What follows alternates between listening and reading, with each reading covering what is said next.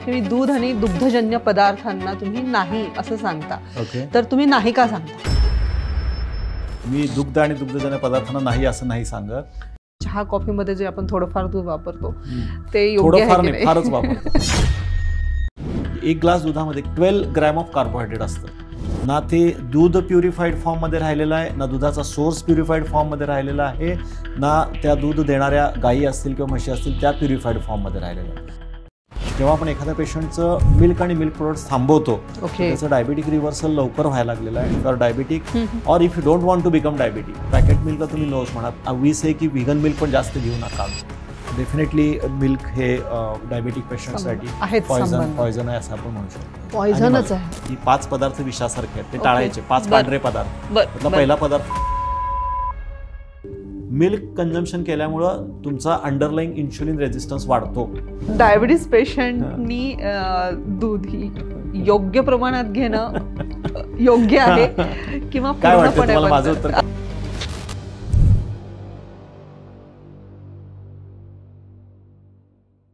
नमस्कार, मी संपदा Huddedar. D coding diabetes ह्या आपल्या इनहाऊस पॉडकास्टमध्ये तुम्हा सगळ्यांचं खूप खूप स्वागत.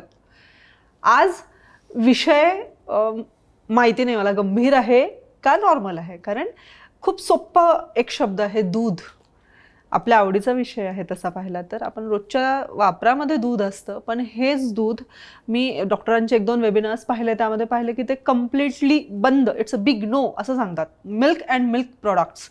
तर म्हटलं आज तुमच्या मनातले हे सगळे प्रश्न, मला खात्री आहे तुम्ही पण डॉक्टरांना पाहिलं असेल हे सांगताना, पण त्याचं विश्लेषण, पूर्णपणे विश्लेषण ह्या एका विषयावर आज आपण घेऊन आलेलो आहे. आपल्यासोबत आहेत doctor Bhagyesh Kulkarni, diabetes free फॉरएव्हरचे संस्थापक, डायबिटीज रिव्हर्सल स्पेशालिस्ट आणि वेलनेस कोच. नमस्कार डॉक्टर. नमस्कार. आज मी तुम्हीच सांगितलेल्या 1-2 टिप्सला तुमच्याकडनं क्रॉस व्हेरीफाय करायला आलेली आहे. ओके, ग्रेट, हरकत नाही. सो स्टार्ट करा. काय व्हेरीफाय करायचं तुम्हाला? दूध हा विषय आहे डॉक्टर. मी पाहिलंय तुम्हाला की मी दूध आणि दुग्धजन्य पदार्थांना तुम्ही नाही असं सांगता, तर तुम्ही नाही का सांगता? ओके, मी दुग्ध आणि दुग्धजन्य पदार्थांना नाही असं नाही सांगत. मी सांगतो ॲनिमल मिल्कपासून आणि ॲनिमल प्रोडक्ट्सपासून बिईंग अ डायबेटिक तुम्ही लांब राहणं गरजेचं आहे. सो सगळ्यात पहिला मी हे वाक्य खोडतो की दुधाला बंदी नाही आहे. अच्छा. त्याच्या सोर्स, तुम्ही कुठल्या सोर्सपासून, मग तसं म्हटलं तर दूध हे तर आपण म्हणजे आपण म्हणतो ना की सगळ्यात पहिलं फूड जर का कुठल्याही बाळ जन्म झाल्यानंतर किंवा आपला जन्म झाल्यानंतर पहिले काही महिने दूध हे एकमेव अन्न असतं. तुम्हाला पाणी सुद्धा पचू शकत नाही. बरोबर. त्यामुळं मिल्क ही इसेन्शियल गोष्ट आहे का? येस, इसेन्शियल गोष्ट आहे. If it is coming from your mother, तुमच्या आईपासून तुम्हाला येत असेल तर ते दूध हा सगळ्यात उपयोगाचा घटक आहे आणि तो ग्रोथ, नरिशमेंट, आपल्या सर्व्हायवलसाठी असलेला घटक आहे. बरोबर. पण जेव्हा आपण डायबिटीसच्या बाबतीत येतो तर त्याला एक सर्टन रिझन्स आहेत की जे काही ओव्हरऑल आज डायबिटीसचं प्रमाण वाढताना दिसतंय, ओव्हरऑल लोकांच्यामध्ये डायबिटीसचा जो काही काय म्हणू शकतो नंबर वाढतोय, तर त्याच्यामध्ये it is looking like directly proportional to the milk consumption. Animal जे कन्झम्पशन आपल्या खाण्यामध्ये आलेलं आहे, आणि particularly I am talking about dairy industry. जी डेअरी इंडस्ट्री आज येते, तर डेअरी इंडस्ट्रीमधून आपण जे पॅकेट मिल्क घेतोय किंवा मिल्कवरती ज्या पद्धतीचं प्रोसेसिंग केलं जात आहे, ज्या पद्धतीनं त्याच्यामध्ये इतर विविध घटक मिक्स केले जात आहेत किंवा त्यातले घटक काढले जात आहेत. सो आयडियली जे आपल्याला प्राचीन काळामध्ये जे काही दुधाबद्दल सांगण्यात आलं होतं त्यातलं हार्डली 2 to 3% राहिलेलं आहे. ना ते दूध प्युरिफाईड फॉर्ममध्ये राहिलेलं आहे, ना दुधाचा सोर्स प्युरिफाईड फॉर्ममध्ये राहिलेला आहे, ना त्या दूध देणाऱ्या गायी असतील किंवा म्हशी असतील त्या प्युरिफाईड फॉर्ममध्ये राहिलेल्या आहेत. प्रत्येक ठिकाणीच ती प्युरिटी आपण हरवून बसलेलो आहे. फक्त ती इमोशन जी होती की दूध आणि दुग्धजन्य पदार्थांमुळे कॅल्शियम मिळतं आणि आमच्या आई वडिलांनी आम्हाला दिलं म्हणून ते पीत राहायचं आहे. त्याच्या मागच्या जे काही ट्रान्सफॉर्मेशन या पूर्ण गेल्या 100 वर्षामध्ये किंवा गेल्या शतकामध्ये दुधामध्ये झालेलं आहे, आणि we have lost the purity and soul of that milk. आणि त्यामुळं एक जे रिस्क फॅक्टर सांगितले जातात की जसं म्हणतात की स्मोकिंग केल्यानंतर कॅन्सरची शक्यता जास्त असते, तंबाखू खाल्ल्यामुळं कॅन्सर होऊ शकतो. तर सगळ्याच तंबाखू खाणाऱ्या व्यक्तींना कॅन्सर होणार का याचा अर्थ? पण 80% लोकांच्यात दिसून येतो. दारू पिणाऱ्या सगळ्यांचंच लिव्हर खराब होतं का? तर तसं नाही आहे की दारू पिणाऱ्यातल्या 80% लोकांचा फॅटी लिव्हर किंवा लिव्हरशी रिलेटेड काहीतरी होतं. तर असं लक्षात आलेलं आहे जे टाईप 1 डायबिटीसचे पेशंट्स आहेत आणि जे टाईप 2 डायबिटीसचे पण पेशंट आहेत, तर त्यांच्यामध्ये एक कॉमन लिंक दिसले की ज्यांचं मिल्क कन्झम्पशन जास्त असतं त्यांच्यामध्ये डायबिटीस होण्याचं प्रमाण पण जास्त आहे. आणि जर का एक्झिस्टिंग डायबिटीस तुम्हाला असेल आणि तुम्ही जर का मिल्क आणि मिल्क प्रोडक्ट्सचं कन्झम्पशन सुरू ठेवलं तर तुमच्या शुगर लेवल वेगाने वाढतात, तुमचा इन्शुलिन रेजिस्टन्स वेगाने वाढतो, तुमचा इन्शुलिन तयार करणाऱ्या बीटा सेलचा ऱ्हास ॲज कम्पेअर टू जे मिल्क सोडतात किंवा मिल्क थांबवतात त्यांच्या खाण्यामधलं त्यांच्यापेक्षा तो फास्ट होताना दिसून आला आणि तब्बल 11 ते 13 टाइम्स 11 to 13 टाइम्स. आणि या 19 मी ओव्हरऑल जेव्हा आता मिल्क आणि याच्याबद्दल स्टडी करत होतो तर फ्रॉम 19 अगदी जुन्या ह्याच्यापासून म्हणजे 1960 शतकापासून ते अगदी आता रिसेंट जे 2018 आणि मॅक्सिमम यातल्या स्टडी आहेत ना ते अमेरिकन टॉप इन्स्टिट्यूट हार्वर्डनी हे केलेल्या स्टडी आहेत ह्या इंडिपेंडंटली सर्वे केलेल्या स्टडी आहेत. जिथं जिथं टाईप 1 डायबिटीसचं असोसिएशन जास्त आहे, फिनलंड ही सगळ्यात जास्त जगातली डेअरी मधली टॉप हे समजली जाते आणि तिथं पण टाईप 1 डायबिटीसचं पेशंट जास्त आढळून आलेलं आहे. आणि देर इज पहिलं असलं म्हणलं जायचं की there is some relation between animal dairy and this thing, पण now it is said that with lot of research, कमीत कमी 500 रिसर्च आर्टिकल्स आहेत की जे कन्फर्म त्यांनी केलेलं आहे की yes there is a definitely relation between type 1 type 2 diabetes and milk and dairy products. So हे ह्याच्यामध्ये होतंच. आणि मला ओव्हरऑल लक्षात आलं की जेव्हा आपण एखाद्या पेशंटचं मिल्क आणि मिल्क प्रोडक्ट्स थांबवतो त्याचं डायबिटिक रिव्हर्सल लवकर व्हायला लागलेलं आहे, डायबिटिक रिव्हर्सल सस्टेनेबल राहतं आणि त्याला इन्शुलिन रेजिस्टन्स त्याचा वेगाने कमी होतो. सो डेफिनेटली मिल्क हे डायबिटिक पेशंटसाठी पॉयझन आहे असं आपण म्हणू शकतो. पॉयझनच आहे ॲनिमल मिल्क. ओके. तर मग आता मला इथेच थांबवलंय खरं तर. पण पुढचा प्रश्न असा आहे की लो फॅट दूध, फुल क्रीम दूध किंवा म्हशीचं दूध ह्यापैकी मग डायबिटीस पेशंटसाठी योग्य आहे का काही? नाही, लो फॅट, आता लो फॅट आपण जेव्हा म्हणतो त्यावेळी तुम्ही मिल्कची प्युरिटी घालवलीत ना. लो फॅट ती गाय किंवा म्हैस देताना तरी लो फॅट मिल्क देत नाही, म्हणजे माझ्या माहितीप्रमाणे जेवढं मला कळतं तर ती जे मिल्क देतं त्या मिल्कचं जेव्हा आपण डेफिनेशन म्हणलं मिल्क तर काय आहे तर मिल्क हे असा पदार्थ आहे की ज्याच्यामध्ये कार्बोहायड्रेट, प्रोटीन, फॅट, विटॅमिन्स आणि मिनरल्स योग्य प्रमाणात असतात आणि ते अशा पद्धतीनं बनवलेले असतात ते त्या पर्टिक्युलर प्राण्याच्या बच्च्यासाठी म्हणजे त्या पर्टिक्युलर प्राण्याच्या बछड्यासाठी किंवा त्याच्या मुलामुलीसाठी पिल्लासाठी योग्य बनवलेलं असतात. म्हणजे काय की गाईचं दूध आहे ते गाईच्या बाळासाठी, म्हशीचं दूध आहे ते म्हशीच्या याच्यासाठी, वाघाचं दूध आहे वाघाच्या याच्यासाठी, तसं मनुष्याचं जे आहे ते मनुष्य प्राण्याचं दूध आहे ते त्या लहान बाळासाठी. सो त्या प्रमाणात आणि त्या प्रपोर्शनमध्ये त्याच्या गरजेनुसार निसर्गाने बनवलेला आहे. सो बरेच जण मला म्हणतात ना की डॉक्टर भागेश कुलकर्णी तुम्ही दूध बंद करायला सांगताय, तुम्ही दूध घेऊ नका. मी म्हणते मी नाही म्हणत आहे असं, हे निसर्गाचं म्हणणं मी फक्त पोहोचवतोय तुम्हाला. सो पहिल्यांदा आपण जेव्हा दूध म्हणतो, मिल्क म्हणतो तर we need to first of all understand की मिल्क म्हणजे नेमकं काय आणि त्याचे हे काय होते. तर आपण जेव्हा ग्रोईंग स्टेजमध्ये असतो, आपण जेव्हा जन्म होतो तर जन्म झाल्यानंतर आपल्याला अन्न म्हणून जे आपल्याला मिल्क दिलं जातं तर त्याच्यामध्ये हे सगळे घटक पूर्ण प्रमाणात असतात. कारण ते बाळ जेव्हा जन्माला येतं तर त्याची ग्रोथ होणं गरजेचं आहे, त्याची वाढ होणं गरजेचं आहे आणि ती शारीरिक वाढ होत असताना तुम्हाला हे सगळ्या गोष्टी लागतात, कार्बोहायड्रेट, प्रोटीन. सो आईची नाळ जोपर्यंत आपल्याला कनेक्टेड असती तोपर्यंत ते रक्ताच्या माध्यमात एकदा का तुम्ही ते नाळ तोडली की मग ते जे बाळाला जन्म दिलेला आहे त्याला सर्वाईव्ह व्हायला पाहिजे ना. तर त्यावेळेला त्याला सर्वाईव्ह होण्यासाठी तेच जे दूध आहे जे पहिलं जे रक्त आहे जे रक्ताच्या माध्यमातून नाळेच्या माध्यमातून येत होतं that gets converted into the milk आणि मग ते स्तनपानाच्या माध्यमातून ते त्या बाळापर्यंत पोहोचवलं जातं. सो माझ्या दृष्टीनं milk is another form of nutrition जे आईकडनं त्या बाळाला मिळत असतं. आणि तुम्ही जर का बारकाईने बघितलं तर पहिले 2 महिने 3 महिने त्या जेव्हा विनिंग असतं त्या लहान मुलांचं तर डॉक्टरसुद्धा सांगतात की जेव्हा जेव्हा ते बाळ रडेल, जेव्हा अगदी त्याला तहान जरी लागली तरी त्याला फक्त मिल्क द्यायचं आहे, त्याला पाणी पण नाही द्यायचं. आणि ऍक्च्युली जर का आपण त्यावेळेला दुधाशिवाय इतर काय पदार्थ द्यायचा प्रयत्न केला तर त्या लहान बाळाला लूज मोशन होतात, कारण त्याच्या डायजेस्टिव्ह सिस्टीममध्ये फक्त दूध पचवणारा घटक असतो. आणि जसं जसं ते बाळ मोठं होत जातं तसं तसं तुम्ही बघितलं तसे त्याचे दात यायला लागतात, त्याला खाण्याची हे होती, तसं तसं त्या आईचं दूध कमी कमी कमी कमी होत जातं. आणि एका पॉईंटला जेव्हा ते बाळ सक्षम बनतं त्याच्या पद्धतीनं सॉलिड फूड खाऊ शकतं तर दूध पूर्णपणे बंद होऊन जातं. आणि परत जर का ती आई 2 वर्षांनी 3 वर्षांनी 4 वर्षांनी प्रेग्नंट राहिली आणि परत त्याने नवीन बाळाला जन्म दिला तर परत ते दूध येतं. म्हणजे निसर्गाचं म्हणणं काय आहे, जर का एवढं दूध इसेन्शियल होतं आणि दूध जर का प्यावं अशी इच्छा असती तर त्या आईला आयुष्यभर दूध राहिलं असतं आणि ती त्याच्या बाळाला किंवा त्याच्या मुलीला ते दूध म्हणजे देत राहिली असती. पण निसर्गाचं काय म्हणणं आहे किंवा तू जोपर्यंत डिपेंडंट आहे, सफिशियंट जोपर्यंत तुझं सर्व्हायवल स्वतःच्या बेसिसवर होत नाही, जोपर्यंत तू सॉलिड फूड खाऊ शकत नाहीस, तोपर्यंत तुला विनिंग आहे, तोपर्यंत तुला हे करायचं आहे. सो हे निसर्गानेच आपल्याला पहिल्यांदा सांगून ठेवलेलं आहे. आता हे जुन्या काळी काय व्हायचं की जुन्या काळी एकेका स्त्रीला एकेका आईला 7, 8, 9 मुलं असायची आणि त्याच्यामध्ये कसं व्हायचं की एखाद्या वेळेला काही डिलिव्हरीजमध्ये त्या बाळाचा मृत्यू व्हायचा आणि कधी कधी काय व्हायचं की बाळाला तर जन्म दिलाय मी, पण कधी कधी दुर्दैवाने आईचा मृत्यू होऊन जायचा.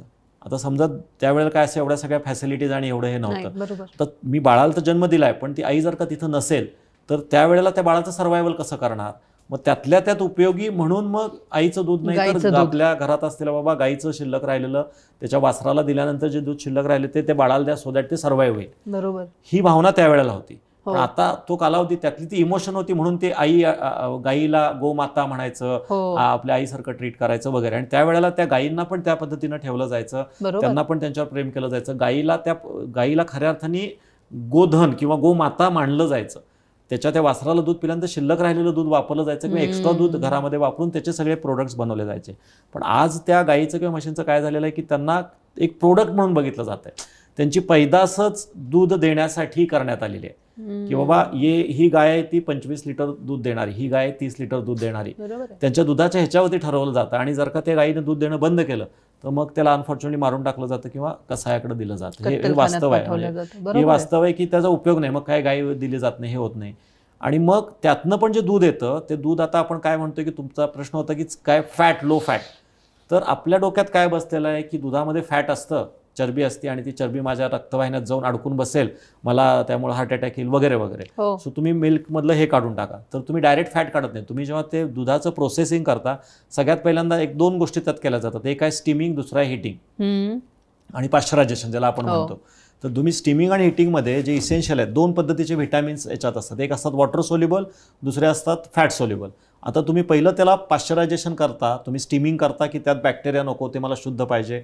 बॅक्टेरिया काढण्यासाठी तुम्ही स्टीमिंग केलं म्हणजे तुम्ही काय काढलं, त्याला स्टीमिंग केल्यामुळं वॉटर सोल्युबल जे व्हिटॅमिन्स आहेत ते सगळे काढून टाकले. आणि नंतर तुम्ही म्हणतात की त्याला स्किम मिल्क करायचं, त्यातलं फॅट पण काढून टाकलं. म्हणजे तुम्ही फॅट पण काढून टाकलं आणि हे पण काढून टाकलं. सो जे फॅट सोल्युबल आणि water soluble vitamin A, B, C, D, E, K सगळे व्हिटॅमिन्स तुम्ही ह्याच्यात बाहेर काढून टाकले. राहिलं तुमच्याकडं काय शिल्लक राहिलं तर ते पाणी आहे त्याच्यामध्ये, म्हणजे वॉटर बेस्ड आहे. आणि आजकाल पाण्याचं ह्याला आपण भेसळ समजतच नाही. आपण एक गृहीतच धरलेलं आहे की दुधामध्ये पाणी हे असणारच आहे, 20% 30% पाणी त्यात समीकरणच आहे. सो शिल्लक राहिलं ते काय राहिलं, कार्बोहायड्रेट आणि प्रोटीन ह्याच्यावरती. बरं तुम्ही त्याच्यामध्ये पण काय करताय की ते परत तुम्ही पॅक करताय, रिपॅक करताय. त्याच्यामध्ये अजूनही त्याची घनता वाढवण्यासाठी बऱ्याच वेळेला काही ठिकाणी ॲडल्टरेशनमध्ये काय गोष्टींमध्ये मग कधी युरिया टाकलं जातं, कधी मेलानामाइन टाकलं जातं. कधी त्यात असं पण आढळून आलेलं आहे की त्याची घनता परत वाढवण्यासाठी दुधावर थोडी साय पण आली पाहिजे म्हणून त्यात स्टार्च वगैरे पण ॲड केलं जातं. Not each and every one is doing it. पण भेसळ हा पण एक वेगळा मुद्दा येऊ शकतो. मी असं म्हणून चालेन की चलो मी भेसळ नाही केलेली, मी फक्त दूध वापरले, तरी पण ते कार्बोहायड्रेट आणि प्रोटीन पाण्यामध्ये मिक्स केलंय. तर आता मला तुम्ही सांगा की तुम्ही जे दूध हे करताय ते रिअल दूध राहिलं का? जेव्हा तुम्ही स्किम मिल्क केलं ते प्रोटीन आणि कार्बोहायड्रेटचं गरम पाण्यामध्ये केलेलं मिश्रण आहे. ह्याला जर का तुम्ही दूध म्हणत असाल तर माझ्या दृष्टीनं ते दूध नाहीये. मग दुसरी गोष्ट तुम्ही जर का बघितलं तर आपण म्हणजे डायबिटीसचा सगळ्यात मोठा जो शत्रू समजतो तो कुठला आहे, कार्बोहायड्रेट. आता तुम्ही जेव्हा डायबिटीस झाला त्यावेळी तुम्ही साखर बंद केलीत, साखर नको म्हणून. आता हे आपल्याला माहित नाही किंवा हे कोणी सांगितलेलं नाही की 100 ml म्हणजे 1 ग्लास जेव्हा आपण दूधचा विचार करतो तर अशा पद्धतीच्या 100 ml स्किम मिल्कमध्ये कार्बोहायड्रेट आहे, प्रोटीन आहे. तर 100 ml दुधामध्ये म्हणजे 1 ग्लास दुधामध्ये किती कार्बोहायड्रेट असतं, एनी आयडिया किती कार्बोहायड्रेट असतात? कधी आपण बघितलंय? आपण काय म्हणतो दुधामध्ये प्रोटीन आहे, प्रोटीन आपल्याला त्यासाठी मी घेतोय.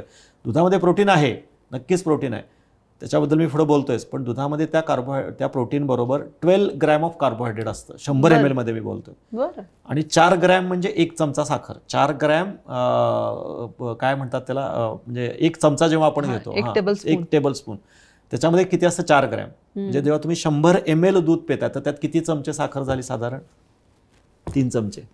सो एका 100 ml मध्ये 3 चमचे, 1 लिटरमध्ये किती होईल, त्याला 10 ने मल्टिप्लाय केलं तर 30 चमचे साखरच आहे ॲक्च्युली. ती एक वन ऑफ द फॉर्म. साखर तुमची रिफाईंड फॉर्ममध्ये ती तुमच्या शरीरात येणार. बरेच जण ह्याला म्हणतील की नाही बऱ्याच पदार्थामध्ये कार्बोहायड्रेट असतं, बऱ्याच ह्याच्यामध्ये असतं. तर आपण आता दुधाचा वापर कुठं करतो हे जर का आपण बारकाईनं विचार केला तर आपण काय म्हणतो, मी शुगर फ्री चहा पितोय, मी शुगर फ्री कॉफी पितोय. आता इथं प्रॉब्लेम कसा होतो की जरी मी ते स्कीम केलेलं, जरी मी ते फॅट काढून टाकलेलं आहे आणि दिवसातनं जर का तुम्ही विदाऊट शुगरच्या 4 कप दूध वापरून केलेला 4 किंवा 5 कप चहा पिताय, म्हणजे तुम्ही अलाउड काय केलं की 400 ml किंवा 300 ml तुम्ही तुमच्या पोटामध्ये मिल्क घेतलेला आहे. प्रत्येक वेळेला 50-60 ml मिल्क. आणि बरेच सारखं आम्ही बघतो की फुल दुधाचा चहा किंवा कॉफी बनवतात, पाणी नाही टाकत आपण त्यात, ऑलरेडी आपण त्याच्यामध्ये करतो. सो ऑलरेडी तुम्ही काय केलं की इकडचे 4 चमचे कमी केले, नाही मला नको, आणि मी साखरेचा चहा पित नाहीये म्हणून मी काय केलं, मी दूधयुक्त चहा दिवसात 4 वेळेला पिला. आणि माझ्या मनाचं समाधान काय करून घेतोय, मी विदाऊट शुगर आहे, आय एम डायबिटिक प्राऊडली सांगतो आपण ह्याच्यातलं. तुम्ही काय केलं, त्यापेक्षा तुम्ही ब्लॅक टी दिवसात 4 वेळेला घेतलात आणि त्यात 4 चमचे टाकले साखरेचे, तर एक वेळ परवडेल. करू नका असं कोणी, पण आपण कोणाला फसवतोय, आपण आपल्या स्वतःला फसवतोय. सो हा पहिला सगळ्यात मोठा कार्बोहायड्रेट किंवा स्किम मिल्कचा हे येतोय की, कारण स्किम मिल्क मध्ये तुम्ही फॅट काढून का टाकलं की त्या फॅटमध्ये माझं चरबी साठेल आणि माझं इन्शुलिन रेजिस्टन्स वाढेल, कोलेस्ट्रॉल होईल, माझ्या आर्टरीज सगळ्या क्लॉग होतील. आता मला तुम्ही सांगा की तुम्ही दिवसातून हे अशा पद्धतीचं कार्बोहायड्रेट दूध आणि दुग्धजन्य पदार्थातनं घेताय. आता आपण फक्त मिल्क बद्दल बोलतोय, अजून पुढे गेलेलो नाहीये. मिल्कचं परत तुम्ही त्याचं दही करणार, ताक करणार, लोणी काढणार, तूप, जेवढं तुम्ही अजूनही करणार परत तुम्ही तिकडेच गेलेला आहात. जेवढं जास्त प्रोसेस तेवढं जास्त अवघड, अजूनही जास्त अवघड होत जाणार, पचायला पण डिफिकल्ट, अजून जास्त तुम्ही चरबी वाढवायला लागलात. आणि माझं काय म्हणणं आहे की तुम्ही त्यातनं फॅट काढलेलं आहे. नाऊ दिस कार्बोहायड्रेट ते जर का तुम्ही वापरलेलं नाहीये, दिवसात मी 3 वेळा 4 वेळेला बिन साखरेचा फक्त दुधाचा, किंवा बरेच जणांना सवय काय असते, नाही डॉक्टर आम्ही चहा वगैरे बंद केलाय, आम्ही सकाळी 1 ग्लास आणि संध्याकाळी 1 ग्लास दूध घेतोय. आता तुम्ही सकाळी 1 ग्लास संध्याकाळी 1 दूध घेतलं, त्यातनं आले कार्बोहायड्रेट आणि तुम्ही ते वापरत नाहीये. Again this carbohydrate gets converted into glucose or into fat, ते चरबीमध्ये कन्व्हर्ट होणार आहे. मग आता मला तुम्ही सांगा, जर का तुम्ही तेवढी ऍक्टिव्हिटी करत नाहीये, तुम्ही तेवढं तुमचं लेबर सारखं काय आपलं काय काम आहे, आपण 40 मिनिटं व्यायाम करणार, तो पण केला तर बरोबर आहे, तो पण रोज नाही. पण दूध मात्र मी न चुकता सकाळी 1 ग्लास संध्याकाळी 1 ग्लास घेतोय. मी तर अजून बाकीच्या पुढच्या ऍस्पेक्टवर जात नाही, मी फक्त क्वांटिटी वाईज बोलायला लागलोय. सो आम्ही खूप सारे पेशंट असे बघितलेले आहेत की फक्त मिल्क आणि मिल्क प्रोडक्ट्स थांबवले फक्त 1 महिन्यासाठी, तर 50% शुगर कंट्रोलमध्ये येतात. त्यांना फार अप्रूप वाटतं. ते म्हणतात, डॉक्टर तुम्ही आम्हाला दूध बंद करायला सांगितलं ना, आमचं लगेच हे झालं, खरंच मला फायदा झाला. त्यांना हे लक्षात येत नाही की पहिल्यांदा तो कार्बोहायड्रेट आपल्या कळत न कळतपणे आपल्या शरीरात जात होते, त्याचा वापर आपल्याकडनं तेवढा होत नव्हता. कारण माझी बैठी जीवनशैली आहे, सकाळी उठल्यापासून रात्रीपर्यंत मी नुसता बसून आहे, आणि मी जर का दूध आणि दुग्धजन्य पदार्थ पितोय, भले ते गाईचं असू दे, म्हशीचं असू दे, वाघाचं, उंटाचं, कुणाचं का असेल, बरोबर, तर तुम्ही कार्बोहायड्रेटच टाकताय ना पोटामध्ये. तुम्ही जर का तुम्ही तेवढे जर का हे नाही आहे, म्हणजे काय म्हणतो, तुम्ही जर का तेवढे श्रमिक नाही आहे, तुम्ही जर का श्रमजीवी नाही आहे, तुम्ही जर का बुद्धिजीवी आहे, तर मिल्क हे पचण्यासाठी अवघड असलेली गोष्ट आहे. बरोबर, त्या दृष्टिकोनातून तर तुम्ही स्किम मिल्क घ्या किंवा कुठलंही घ्या, तुम्ही जर का त्याचं पचन करू शकत नसाल, म्हणजे तुम्ही जर का तेवढे ऍक्टिव्ह नसाल, तर तुम्हाला कुठल्याही पद्धतीचं इव्हन व्हिगन मिल्क सुद्धा फार रेकमेंडेड नाही त्या केसमध्ये. म्हणजे मला असं वाटतं की जे आपल्यासाठी नाहीच आहे ते जर आपण निसर्गाच्या विरोधात जाऊन तो एक पहिला भाग आहे. आणि तुम्हाला दूध जर का प्यायचं असेलच ह्याच्यातलं, म्हणजे even if you are non diabetic आणि तुम्हाला, तर मग तेवढं ऍक्टिव्हिटी वाढवा. बरोबर, तेवढे कार्बोहायड्रेट जर का तुमच्या पोटात तुम्ही जर का 2 ग्लास दूध तुम्ही घ्यायचं म्हणताय किंवा 1 ग्लास दूध घ्यायचं म्हणताय, तर तुमची तेवढी ऍक्टिव्हिटी पाहिजे. दिवसभरात 2 तास 2.5 तासाचा तुम्ही जरा चांगला घाम गाळणारा एक्झरसाइज, तेवढी मशक्कत केली पाहिजे, तर मे बी तुमचं दूध थोडंफार शरीरात पचू शकेल. बाकीचा तर पुढचा भाग इन्फ्लमेशन वगैरे तो पुढे येणार आहे. अजून मी प्रोटीन बद्दल बोललेलोच नाही, जस्ट टॉकिंग अबाउट कार्बोहायड्रेट.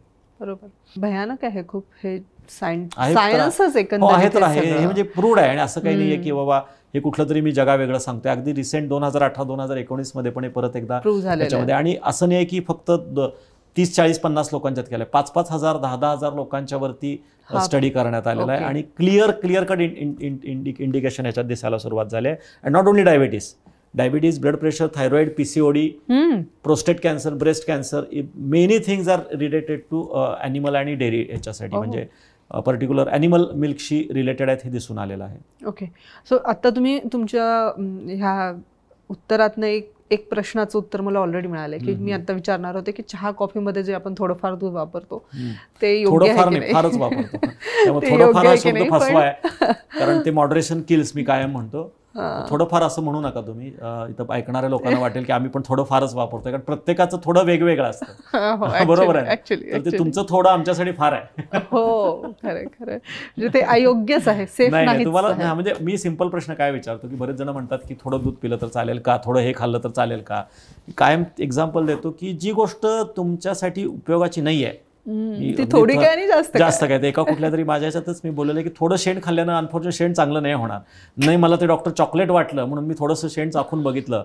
तर तुम्ही किती जरी कन्व्हिन्स केलं तर शेण नाही चांगलं होणार आहे ना. सो मिल्क तुम्ही छोट्या फॉर्ममध्ये घेतलं काय जास्त फॉर्ममध्ये घेतलं काय, त्याचा जो थोडाफार इम्पॅक्ट किंवा त्याचा जो काही काय म्हणतात फार इम्पॅक्ट, थोडाफार फार इम्पॅक्ट तो तुमच्या शरीरावर होऊ शकतो. कारण प्रत्येकाची थोड्याची डेफिनेशन वेगळी आहे ना. त्यामुळे आम्ही स्ट्रिक्टली नो म्हणतो. नो म्हटलं तर आम्हाला विश्वास असतो की थोडंफार तुमच्या भाषेत कमी करतील. थोडंफार अलाव केलं की ते प्रत्येकाचं थोडंफार वेगळं आहे ना. सो स्ट्रिक्टली नो हाच जास्त चांगला ऑप्शन होईल. डॉक्टर, आता जसं मिल्क प्रोडक्ट्स, दुधाबद्दल तुम्ही सांगितलं, आता मिल्क प्रोडक्ट्स मध्ये येतं दही, ताक, तूप, पनीर आणि चीज पण एक ऍड करूया. काय चीज आहे ना. काय चीज आहे. तर मग हे कितपत सेफ आहे, योग्य आहे? आता मला सांगा, तुम्ही हे म्हणलात की असू द्यावं का आहारात? पनीर, दूध, काय पनीर, काय काय म्हणलं तुम्ही? पनीर, दही, दूध, ताक, लोणी, हे सगळं कशापासून येतं? दुधापासून. जर का ओरिजिनल दुधाचा सोर्सच जर का खराब असेल तर मला सांगा त्याच्यापासून बनलेले प्रोडक्ट कसे चांगले होऊ शकतात. तर ह्याच्यामध्ये मेजर एक पहिलं गणित लक्षात घेणं गरजेचं आहे.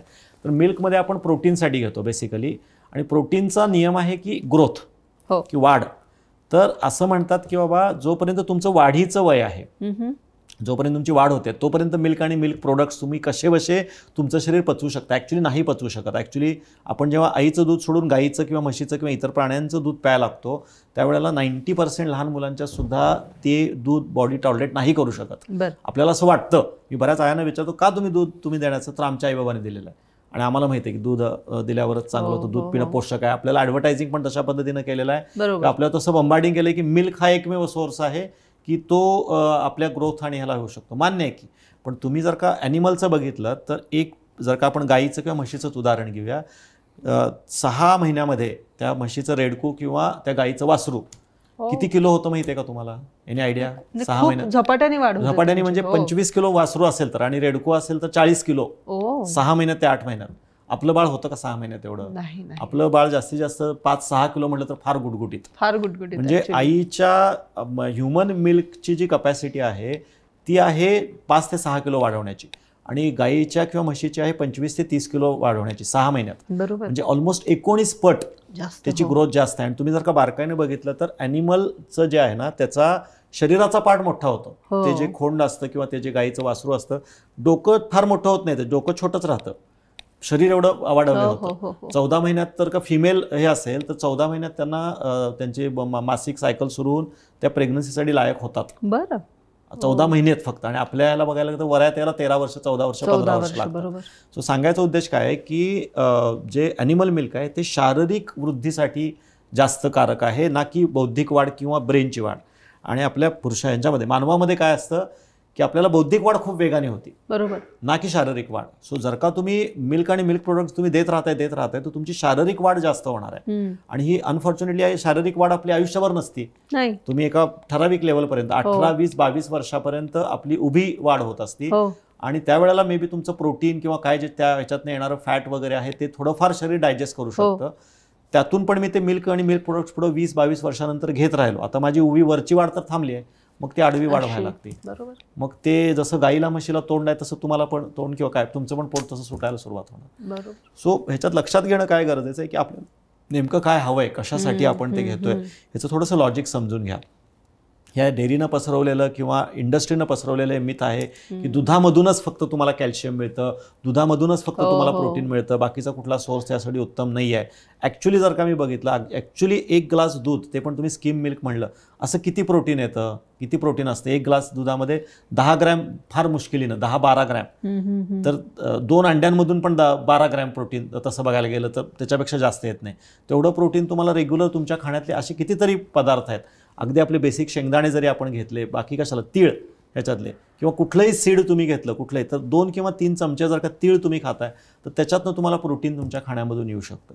सो कितीतरी असे व्हेजिटेबल्स आहेत, कितीतरी अशा पद्धतीचे ग्रेन्स आहेत की तिथून तुम्हाला ॲडिक्वेट प्रोटीन मिळू शकतं. पण मला प्रोटीन तिथूनच मिळणार आणि त्यासाठी मी घेतलं पाहिजे, हे काय म्हणू शकतो गैरसमज आहे. ओके डॉक्टर, आता ह्यामध्ये डायबिटीज पेशंटसोबत हा प्रश्न रिलेटेड आहे असं वाटत नाही मला, पण जेव्हा आपण दुधासोबत जे ॲडिशनल घेतो प्रोटीन पावडर, जसं आता तुम्ही म्हणालात बोर्नव्हिटा आहे, हॉर्लिक्स आहे, बूस्ट वगैरे जे काय आहे, ह्याने हे अजून वर्स्ट होईल का? वर्स्ट नाही होणार. का आपण दुधाबरोबर घेतोय लक्षात घेणं गरजेचं आहे, बिकॉज इट इज पॅलेटेबल. म्हणजे मला पण ते लक्षात आलं की दुधाबरोबरच का, तर काही गोष्टींमध्ये असं लक्षात आलेलं आहे की व्हिटॅमिन डी असेल किंवा हे असेल ना, तर ते जर का काही प्रोटीन्स आहेत किंवा काही व्हिटॅमिन्स आहेत तर ते जर का मी फॅट बरोबर मिक्स करून घेतले का, तर त्याचं ॲब्सॉर्प्शन चांगलं होतं, त्याचं मेटाबॉलिझम चांगलं होतं, पर्टिक्युलरली व्हिटॅमिन डीच्या बाबतीत बोलायला गेलं तर. पण मग तुम्हाला त्यासाठी दूधच घेतलं पाहिजे असं काही नाही. You can consume it with the dry fruits, you can consume it with the good fruits. असे फ्रुट्स की ज्याच्यामध्ये थोड्याफार प्रमाणात चांगल्या क्वालिटीचं फॅट असतं, ड्रायफ्रुट्समध्ये चांगल्या क्वालिटीचं फॅट असतं, ओल्या खोबऱ्यामध्ये चांगल्या क्वालिटीचं फॅट्स असतं, तर त्याच्यामध्ये तुम्ही त्याच्याबरोबर पण तुम्ही कंझ्युम करू शकता. इव्हन तुमचे जे आपण जी काय म्हणतात पोळी बनवतो, भाकरी बनवतो, त्याच्यामध्ये तुम्ही मिक्स करून घेऊ शकता. आणि काही नसलं तरी पाण्यामध्ये घेतलं तर मे बी तुम्हाला त्याची चव नाही लागणार. सो तुम्हाला प्रोटीनच घ्यायचं आहे किंवा तुम्हाला इतर सप्लिमेंट घ्यायचं, त्यासाठी मी मिल्क घेतलं पाहिजे. मिल्कमध्ये घेतल्यामुळे ते पॅलेटेबल होतं, व्हॉट आय थिंक, म्हणजे ते प्यायला जरा बरं वाटतं, त्यात चांगलं गुलमिलतं ते, त्यामुळे ते होतं. पण त्याच्यासाठी मला दूध घेतलं पाहिजे हे एक्सक्यूज आहे असं मला कुठेतरी वाटतं. ओके डॉक्टर, प्लांट बेस्ड दूध आहेत, सोया मिल्क आहे किंवा बदाम मिल्क आहे, तर हे योग्य सबस्टिट्यूट्स आहेत का? योग्य सबस्टिट्यूट आहेत जर का तुम्ही ते योग्य प्रमाणात घेत असाल आणि खरंच गरज असेल किंवा तुम्हाला तुमची सवय सुटत नाहीये, मला त्या दुधाच्या चहाचीच तल्लफ आहे किंवा मला ते दूध लागतंच किंवा मला कुठेतरी दुधाचे पदार्थच आवडतात, सो टेस्टबडला तुम्हाला ते सवय होण्यासाठी तोपर्यंत तात्पुरता बदल तुम्ही करू शकता. अदरवाईज तुम्ही जर का बैठी जीवनशैली आहात तर वीस आहे की व्हिगन मिल्क पण जास्त घेऊ नका. व्हिगन मिल्क सुद्धा पचायला जड गोष्ट आहे. मग ते सोया मिल्क असू दे, बदाम मिल्क असू दे, कोकोनट मिल्क असू दे, त्यातल्या त्यात म्हणलं तर. आणि हे सगळं कसं आहे, फ्रेशली घरात प्रिपेअर करत असाल तर, बरोबर, बाहेर जाऊन परत तुम्ही पॅक आणत असाल तर मग त्यापेक्षा रेग्युलर दूध पीत राहा. दोन्हीमध्ये फार मोठा काय फरक आहे असं मला वाटत नाही. त्यामुळे मी जाऊन बाबा उगं सांगण्यासाठी मी व्हिगन बनलेलो आहे आणि मी जाऊन पॅकेटवालं कोकोनट मिल्क आणतोय पॅकेटवालं, कारण त्यात परत प्रिझर्वेटिव्ह आली, केमिकल्स आली, काय त्यात टाकलेलं आहे माहित नाही. सो तुम्हाला घ्यायचंच असेल तर कोकोनट मिल्क घरातल्या घरात बनवा. त्याच्यापासून एका नारळापासून 1 लिटर कोकोनट मिल्क तयार होऊ शकतं. So it is price competent also. आणि असं प्रूव्ह झालेलं आहे की ब्रेस्ट मिल्कमध्ये, ह्युमन ब्रेस्ट मिल्कमध्ये जेवढी नरिशमेंट आहे तेवढी सेम नरिशमेंट तुम्हाला कोकोनट मिल्कमधनं प्राप्त होऊ शकते. दुसरी गोष्ट, लहान मुलांच्या मध्ये वगैरे कोकोनट मिल्कच्या पुढचं ॲडिशनल सोर्स बदामाचं दूध. आणि असं स्टडीजमध्ये लक्षात आलं की लहान मुलांना गाईच्या किंवा म्हशीच्या दुधापेक्षा जर का आपण बदाम किंवा कोकोनट मिल्क मिक्स करून किंवा नुसतं बदामाच्या दुधाची जर का सवय दिली तर ते ॲडिक्टिव्ह नाही आहे. त्याच्यामुळे फॅट पण खूप जास्त शरीरात वाढत नाही. टाईप 2 डायबिटीसची किंवा टाईप 1 डायबिटीसची रिस्क पण त्यात दिसत नाही. आणि ते पॅलेटेबल आहे. एकदा का तुम्हाला बदामाच्या दुधाच्या प्यायची सवय लागली लहान मुलांना की ते इकडच्या दुधाकडे जात नाही. आणि दुसरी गोष्ट, हेल्दी म्हणण्यापेक्षा ब्रेन डेव्हलपमेंट आणि याच्यासाठी आपण म्हणतोच ना, बदाम खावा, अक्रोड खावा, ड्राय फ्रुट्स खावा, तर ते ग्रोथसाठी पण पोषक आहे आणि ह्याच्यासाठी पण पोषक आहे. बरोबर. तुम्ही कोकोनट मिल्कमध्ये बदाम मिक्स करा, नाहीतर बदामाचं दूध मुलांना द्यायला सुरू करा. ओके डॉक्टर, गावाकडे पर्टिक्युलरली असं म्हणतात की आमच्याकडे धारोष्ण दूध येतं. ओके, लगेच ताजं दूध काढलं की इकडे आपल्या घरामध्ये येतं ते. पण शहरामध्ये धारोष्ण दूध सहसा मिळत नाही. पॅकेट फूड्स, तर धारोष्ण दूध वर्सेस पॅकेट दूध यामध्ये फरक काय आहे की सेम हानिकारक आहे दोन्ही? नाही, पॅकेट मिल्क तर बिग नो. पॅकेट मिल्क साठी तर मी म्हणेन की if you are diabetic or if you don't want to become diabetic, packet मिल्कला तुम्ही नोच म्हणा. पॅकेट मिल्क आहे प्रॉफिटेबल, खूप प्रॉफिटेबल आहे, त्याचा फायदा खूप आहे, कुणालाही सांगायची गरज नाही. ते कुणी बनवलेलं आहे, ते विकणाऱ्यांनी त्याच्या फायद्यासाठी बनवलेलं आहे. बरोबर. नाव इट्स अप टू यू, ते तुम्ही वापरायचं का नाही वापरायचं. It's very simple. बरोबर. आज दुधाची क्रांती झालेली आहे, शेतकरी दूध हे करतोय, असं करतोय, बरेच ह्याच्यावरती बऱ्याच जणांचे प्रश्न येतात. तर मला म्हणायचं की माझ्या लाईफमध्ये मी सक्सेसफुल व्हायचं नाही का, माझ्या लाईफमध्ये मी ग्रोथ करायची नाही का, तर मी ग्रोथ करायची. त्याच्यासाठी त्यांनी तो मार्ग स्वीकारलाय की मला पशुपालन करायचं आहे, मला दूध तयार करायचं आहे, मला दुधामध्ये हे करायचं आहे आणि मला विकायचं आणि त्यातनं मला पैसे कमवायचे. सो हे कसं आहे की तो त्याचा बिझनेस करतोय मिल्क विकण्याचा आणि तो मोठा होतोय. तुम्ही ठरवायचंय की बाबा तुम्ही हेल्दी राहायचंय का नाही राहायचंय. मी असं म्हणत नाहीये की दूध पिलेला सगळ्यांना डायबिटीस होणारच. पण असं लक्षात आलेलं आहे जर का तुम्ही डायबेटिक असाल आणि तुम्ही दूध आणि दुधाचे पदार्थ तुमच्या खाण्यात आहे तेवढे ठेवले किंवा वाढवले तर तुमचा डायबिटीस वाढताना दिसून आलेला आहे. तुम्ही तुमच्या डायबिटीसमधनं बाहेर पडणं डिफिकल्ट होतंय. हा पहिला मुद्दा. बरोबर. त्यामुळं असं कोणी याच्यातनं काढू नये की नाही सगळ्याच दूध पिणाऱ्या लोकांना किंवा जुन्या लोकांना कुठं डायबिटीस होतो वगैरे वगैरे. दुसरी गोष्ट आली धारोष्ण दूध. आता धारोष्ण दूध हे कुणापासून येणं एक्सपेक्टेड आहे? तुम्ही आयुर्वेदाचा रेफरन्स द्याल, प्राचीन संदर्भ द्याल, तर कुठला संदर्भ देता तुम्ही की ती देशी गाय पाहिजे, त्या गायीची देखभाल पण आपल्या घरातल्या लहान मुलांच्या पद्धतीनं त्या शेतकऱ्यांनी किंवा त्या जे कोणते गायींचं गोपालन करतो त्या मालकाने केलेली पाहिजे, तिला तेवढंच प्रेम दिलं पाहिजे, नॅचरल पद्धतीनं तिची हे झाली पाहिजे, काय म्हणतो तिचं कन्सिव्ह नॅचरल पद्धतीनं ती झाली पाहिजे आणि तिची डिलिव्हरी वगैरे आहे ते पण सगळ्या नॅचरल पद्धतीनं व्हायला पाहिजे. हे पॉसिबल आहे का आजच्या कालावधीमध्ये? आज त्या गायीला सगळ्यात पहिल्यांदा ज्या पद्धतीने तिला ग्रोथ करताना तिला बाळ व्हावं, तिला हे व्हावं म्हणून इंजेक्शन्स, त्यानंतर आर्टिफिशियल इन्सॅमिनेशननी तिची इच्छा असो अगर नसो तिला हे दिलेलं आहे. परत तिला प्रेग्नंट बनवल्यानंतर तिला दूध जास्त येण्यासाठी आपण इस्ट्रोजनपासून ऑक्झिटोसिनपर्यंत सगळे हार्मोन्स दिलेले आहेत. ते सगळे हार्मोन्स त्या रक्तामध्ये उतरलेले आहेत. परत तिला ते ज्या दूध काढलं जातं ते पण नॅचरल पद्धतीनं खूप कमी ठिकाणी काढलं जातं. बऱ्याचसारख्या डेअरी आणि ह्याच्यात मशीन्स आलेले आहेत आणि तिथं बऱ्याच वेळेला सारखं प्रेग्नन्सी आणि ह्याच्यामुळे त्यांना ब्रेस्टमध्ये गाठी व्हायची शक्यता असते आणि ते होऊ नये म्हणून त्यांच्यावर अँटीबायोटिक पण पहिल्यापासून दिलेले असतात. सो तुम्ही जे प्युअर म्हणताय ते प्युअर येतंय का? धारोष्ण येतंय का? तुम्ही जे धारोष्ण दुधाची संकल्पना करताय तर ते धारोष्ण दूध म्हणजे ॲक्च्युली ती गाय पण हॅपीली कन्सिव्ह झालेली आहे आणि हॅपीली दूध दिलेलं आहे आणि तिथनं आलेलं दूध. मग तिथं पेण्यासाठी त्या टायमिंगला आणि त्या गोठ्यात जायची तुमची तयारी आहे का? एवढ्या सकाळी लवकर उठून ज्या वेळेला दूध काढलं जातं किती वेळा आपण बघायला जातो. आणि सगळ्यात राहिला प्रश्न की ज्या गायींचा आपण उल्लेख करतोय त्या तरी कुठं देशी राहिलेल्या आहेत? म्हणजे ज्या भारतीय गायी होत्या त्या आता भारतीय गायी राहिलेल्याच नाही आहेत. 5 ते 10% गायी ह्याच्यात आहेत. माझं तर उलटं म्हणणं आहे की प्रत्येक घरात गाय पाहिजे ॲक्च्युली. जरी तुम्ही गावाकडची गोष्ट म्हटलं तर गाय असणं हे एका चांगल्या म्हणजे घरात लक्ष्मी असल्याचं लक्षण आहे. असं म्हणतात की घरात गाय असेल तर ती सगळं घर चांगलं राहतं, याच्यातलंही राहतं. गायीच्या देहावरती तुम्ही जर का बघितलं तर प्युअर गायीचं लक्षण काय आहे की देशी गायीचं लक्षण काय की ज्या गायीच्या ह्याच्यावर हंप किंवा वशिंड असतं तिला प्युअर गाय म्हणतात. आता आजकाल ज्या 90% गायी राहिलेल्या आहेत त्यांना ते वशिंडच नाहीये. तुम्ही बघितलं तर आपण म्हणतो जर्सी, माझं तर म्हणणं आहे की जर्सी ही प्युअर गाय नाहीच आहे. जर्सी गाय काय आहे माहिती आहे का? जर्सी गाय हे हायब्रिड आहे. कुणाचं हायब्रिड आहे? डुक्कर आणि गायीचं मिश्रणात तयार झालेला तो प्राणी आहे. बापरे, हे पचवणंच खूप अवघड आहे. पचवणं पण ऍक्च्युअली इट्स अ फॅक्ट. मी सांगतोय विश्वास ठेवू नका, गुगलवर काढून चेक करा की त्याच्यामध्ये जे हायब्रिड मिक्सर आहे आणि कशासाठी ते मिक्सर वापरले तर त्याच्यामध्ये दुधाची पैदास जास्त प्रमाणात व्हावी, दूध जास्त देतं. डुकराचं जर का हे बघितलं आपण जीन्स का वापरले तर दुधाची पैदास जास्त प्रमाणात व्हावी. आणि आपल्या गायींचं काय केलं आपण? आपल्या गायींना आपण हे करून टाकलं की काय देतच नाही, दूधच देत नाही, काय कामच करत नाही, हेच करत नाही म्हणून आयदा त्यांना आपण कसायाकडे देऊन टाकलेलं आहे. नाहीतर बऱ्याचसारख्या मध्ये मी स्वित्झर्लंडला व्हिजिट केली होती तर तिथं कितीतरी गायींचे गोठे बघितले आणि तिथं त्यांनी काय केलेलं आहे त्या गायीनं मोकळं सोडलेलं आहे, फ्री वातावरण. 5,000 6,000 एकर्समध्ये त्या गायींना हे केलेलं आहे, मोकळं सोडलेलं आहे. आणि आपल्या घरातल्या मुलांची जशी आपण काळजी घेतो तसं त्या गायींचं पालन पोषण केलं जातंय, त्याला हे केलं जातंय, त्याला छान ठेवलं जातंय.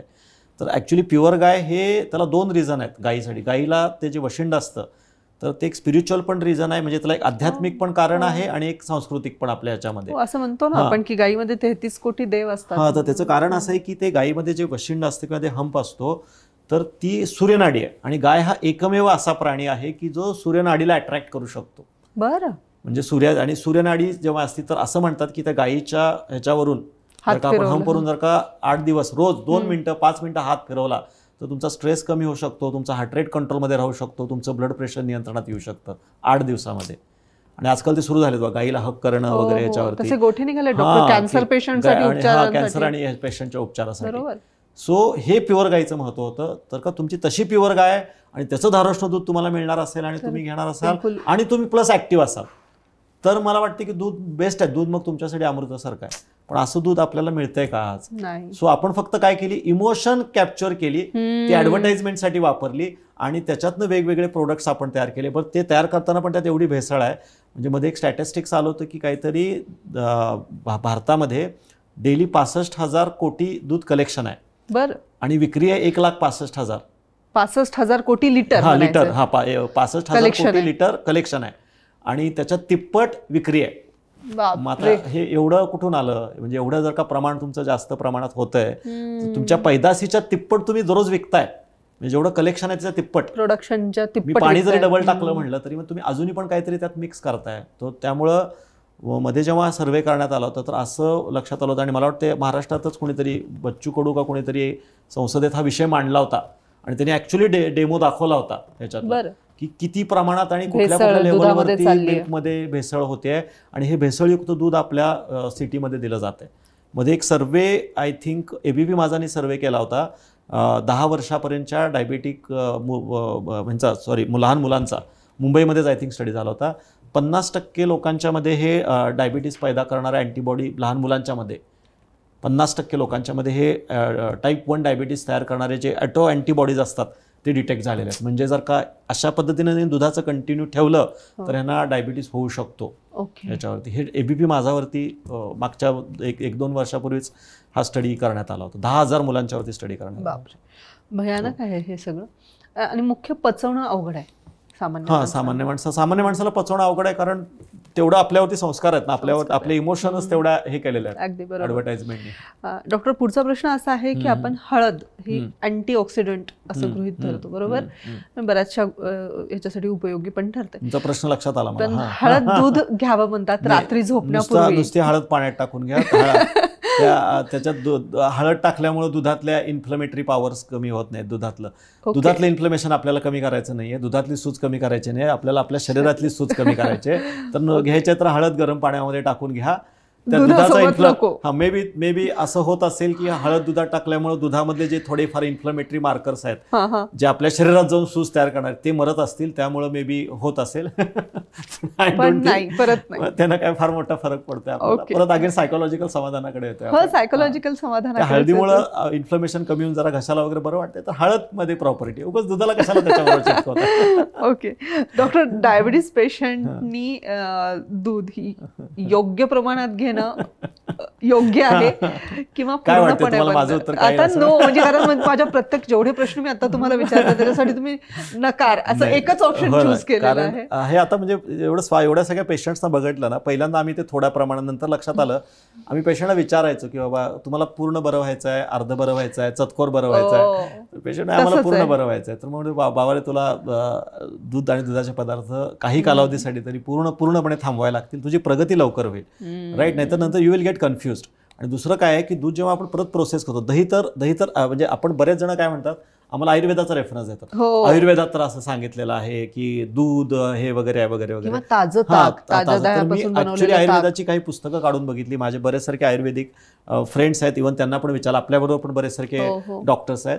तर त्यांनी काय सांगितलं की डॉक्टर आयुर्वेदाने 5 डायबिटिक व्यक्तीला 5 पॉयझन सांगितलेले आहेत की 5 पदार्थ विषासारखे आहेत, ते टाळायचे. 5 पांढरे पदार्थ. त्यातला पहिला पदार्थ मिल्क आहे.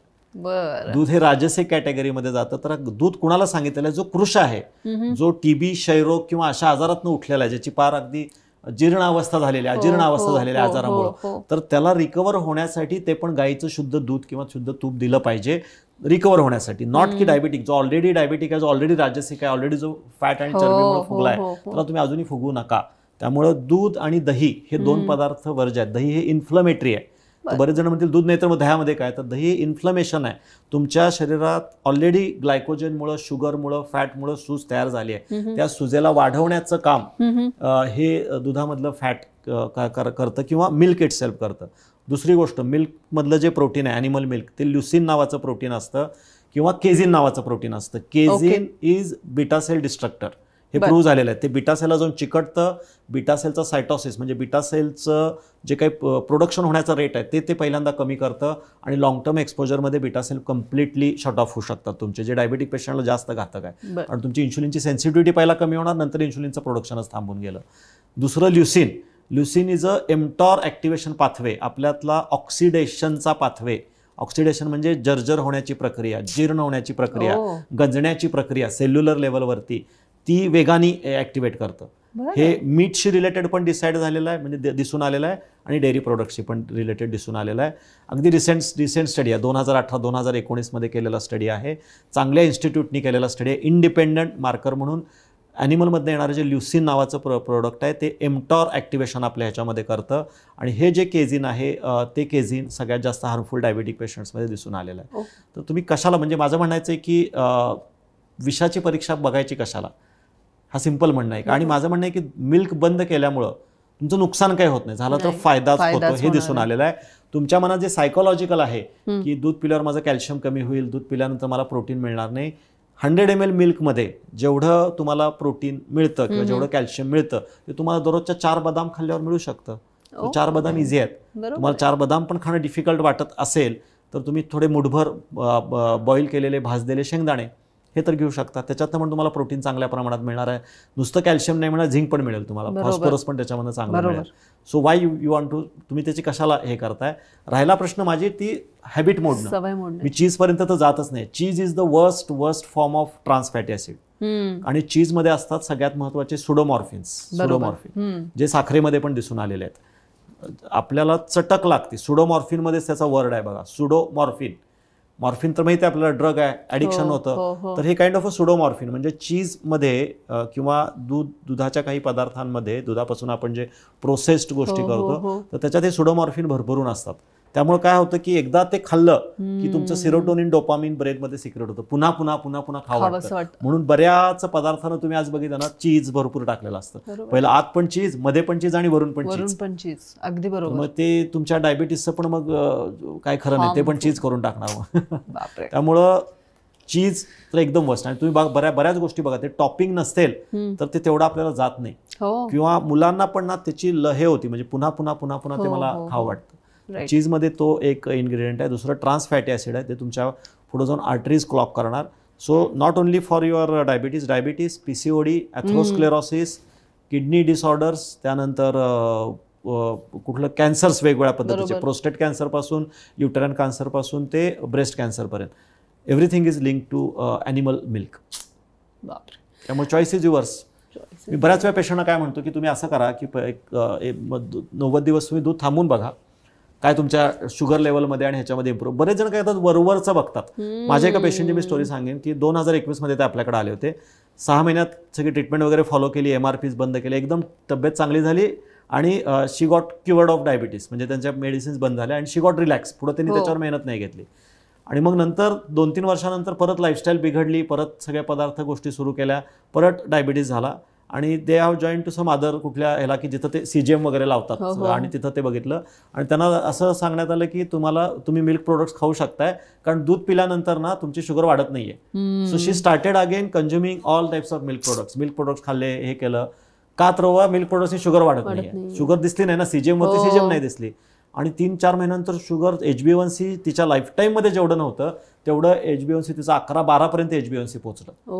मग तिला बॅकएंडला लक्षात आलं. आणि मग आता 2-3 महिन्यापूर्वी जेव्हा माझी गाठ पडली, डॉक्टर मला त्यावेळेला लक्षात आलं की मला असं वाटलं की मिल्क प्रोडक्ट मला सेफ आहेत, कारण त्यांनी मला CGM वरती दाखवलं होतं.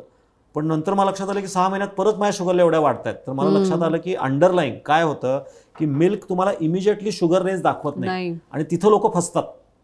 मिल्क कन्झम्पशन केल्यामुळं तुमचा अंडरलाईंग इन्शुलिन रेझिस्टन्स वाढतो. इन्शुलिन रेझिस्टन्स हा हळूहळू वाढणार आहे. तुमचा जो इन्शुलिन सेन्सिटिव्हिटी आहे ती तुमची कमी होताना दिसते आणि ही तुमच्या फास्टिंग PP HbA1c मेजर होत नाही, इमिजिएटली मेजर होत नाही. म्हणजे तुम्ही बऱ्याच वेळा बघितलं की मी आज दूध पिलंय आणि उद्या मी बघितली किंवा 2 तासांनी बघितली, अरे शुगर तर नॉर्मल आहे, काही जणांची कमी झालेली दिसते. सो शुगर हे सिम्पटमॅटिक आहे ना, शुगर वरवरचं आहे. शुगर त्यात डायरेक्ट तुम्हाला दिसणार नाही. त्याच्यामुळं जे तुमचा इन्शुलिन रेझिस्टन्स वाढणार आहे, त्याच्यामध्ये जे तुमचं अनयुटिलाइज कार्बोहायड्रेट आहेत हे फॅटमध्ये कन्वर्ट होणार आहेत. त्याच्यामध्ये असलेली चरबी आहे ही फॅटमध्ये कन्वर्ट होणार आहे, ती तुमच्या सेलमध्ये जाऊन साठणार आहे, तो इन्शुलिन रेझिस्टन्स तयार होणार आहे. ही लंबी प्रोसेस आहे. It takes 3 months, 6 months, 9 months, 1 year. आता अंडरलाईन तुमचा इन्शुलिन रेझिस्टन्स वाढला, मग तुमची शुगर त्या सेलमध्ये जात नाहीये, मग ती वाढलेली दिसते. आता हे पेशंटला कोण समजावून सांगत नाही. पेशंट काय म्हणतो, मी ताक पिल्यावर माझी कुठं शुगर वाढते, मी पनीर खाल्ल्यावर माझी, पनीर तर प्रोटीन आहे, दूध तर हे आहे, मी चीज खाल्ल्यावर माझी कुठं शुगर वाढते. सो दुधाला तुम्ही तशा पद्धतीने घेऊ नका. तुम्हाला जर का दूध घेताय तर 3 महिन्यातनं 6 महिन्यातनं एकदा फास्टिंग इन्शुलिन चेक करा, त्याच्यात काय फरक पडतोय का. जर का तुमचं अंडरलाईन फास्टिंग इन्शुलिन वाढतंय, HSCRP वाढतंय, तर समजायचं की बाबा गडबड आहे. आणि बरेचसारखे न्यूट्रिशनिस्ट आणि हे बघतात की नाही सगळ्याच गोष्टीमध्ये कार्बोहायड्रेट आहे, सगळ्याच गोष्टीमध्ये फॅट आहे, मिल्कमध्ये तर प्रोटीन असतं, ॲनिमल मिल्क घेतलं काय. तर क्लिअर कट डिफरन्स ह्याच्यात लक्षात आलेला आहे. Animal protein is atherogenic. म्हणजे काय, जेवढं तुम्ही ॲनिमल प्रोटीन कंझ्युम करता तर त्या ॲनिमल प्रोटीन बरोबर तुमच्या आर्टरीज क्लॉग होणार, ॲथ्रोस्क्लेरोसिसची रिस्क तुमची वाढणार आहे, तुमचं रक्त घट्ट होणार आहे, तुम्हाला जे काही कोलेस्ट्रॉल म्हणतो आपण, ते कोलेस्ट्रॉल तुमच्या शरीरामध्ये जास्त प्रमाणात वाढणार आहे, ट्रायग्लिसराईड तुमच्या शरीरात जास्त राहणार आहे. त्यामुळे it is not for the diabetes, it is for the overall health. त्यामुळं तुम्हाला मी असं कधीच ॲडवाईस नाही देणार की बाबा थोडंसंच दूध घ्या, थोडंसंच हे करा. तुम्ही आर या पारची लढाई ठरवून घ्या आणि त्या ह्याच्यातनं बाहेर पडा लवकरात लवकर. थोड्याशा कालावधीसाठी तुम्ही व्हिगन मिल्कचा सहारा घेऊ शकता, नंतर व्हिगन मिल्कची सुद्धा गरज नाही लागत, फ्रँकली स्पीकिंग. Okay, thank you. एक रॅपिड फायर घेऊया, क्विक. हो, अगदी. सारखी उत्तर नो असतील असं वाटतं. ठीक आहे, तरीही मिल्क रिलेटेड. हो, चहा किंवा कॉफी काय योग्य? चहा किंवा कॉफी जर का हर्बल घेत असाल तर चहा योग्य आहे, अदरवाईज चहा किंवा कॉफी दोन्ही पण योग्य नाही. तुम्ही डायबेटिक पेशंटच्या संदर्भात विचारताय. चहा किंवा कॉफी कुठलंच योग्य नाही. ताक किंवा दही काय बेस्ट असेल? त्यातल्या त्यात बरं ताक, पाणी भरपूर टाकलेलं. ओके. प्लांट बेस्ड मिल्क मध्ये सोया मिल्क का बदाम मिल्क? बदाम मिल्क. ओके, बदाम मिल्क. आणि तूप योग्य आहे किंवा नाही? जर का प्युअर देशी गाईच्या दुधापासून बनवलं असेल किंवा व्हिगन सोर्स कोकोनटपासून बनवलं असेल आणि थोड्या प्रमाणात तुम्ही जर का घेत असाल तर तूप योग्य आहे, तूप घेऊ शकता. तूप अल्कलाइन आहे. Okay, thank you so much doctor ह्या एपिसोडसाठी. मी हा एपिसोड अगदी तूप खायला तरी परवानगी दिली डॉक्टरांनी. ॲटलिस्ट परवानगी दिलेली आहे. आणि खरं सांगू का, जेव्हा हा एपिसोड सुरू झाला मी अगदी हलक्यात घेतलं होतं. काय असणार आहे मिल्क म्हणजे, दूध म्हणजे काय? मी सुरुवातही तशीच केली होती की आजचा विषय तसा गंभीर आहे किंवा सहजही घेण्यासारखा आहे, मी सहजच घेतला होता. पण आता जेव्हा तुम्ही सगळ्या गोष्टींची उत्तरं दिली, सगळ्या प्रश्नांची उत्तरं दिली, त्यावेळेस माझेच डोळे उघडले. 1 महिन्यासाठी मिल्क आणि मिल्क प्रोडक्ट्स बंद करून बघा काय फरक दिसतोय. 100%. थँक्यू सो मच आजच्या एपिसोडसाठी.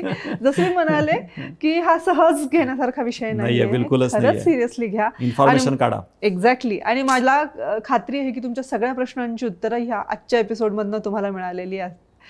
आपलं channel diabetes free for ever हे जर सबस्क्राईब केलं नसेल तर प्लीज सबस्क्राईब करा, कारण ह्या चॅनलचा हेतू हा आहे आनंद पसरवणं, अवेअरनेस क्रिएट करणं. आणि मला खात्री आहे आपले जे एपिसोड्स येत आहेत वेगवेगळ्या विषयांवर ते तुम्हाला नक्कीच आवडत असतील. तुमच्या मनातल्या प्रश्नांची उत्तरं तुम्हाला इथे मिळत असतील. कुठला विषय परत घेऊन येऊ हे नक्की कळवा. तोपर्यंत धन्यवाद.